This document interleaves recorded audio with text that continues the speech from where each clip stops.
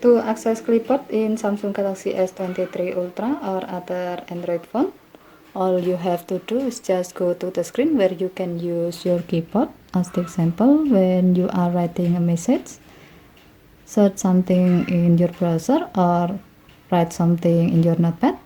As the example, we will do so while writing something in the notepad.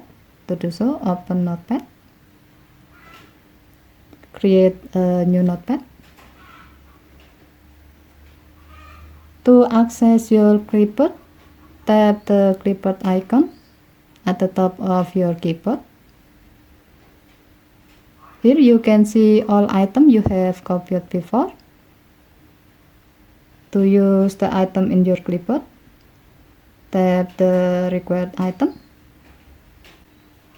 However, specifically for the Samsung Galaxy phone user, you can also access your clipboard from your Edge panel. To do so, you can drag the Edge panel handle and then find the clipboard panel. To use the item in the clipboard, tap copy in the desired item. Go back to the notepad, do long tap, and then select paste.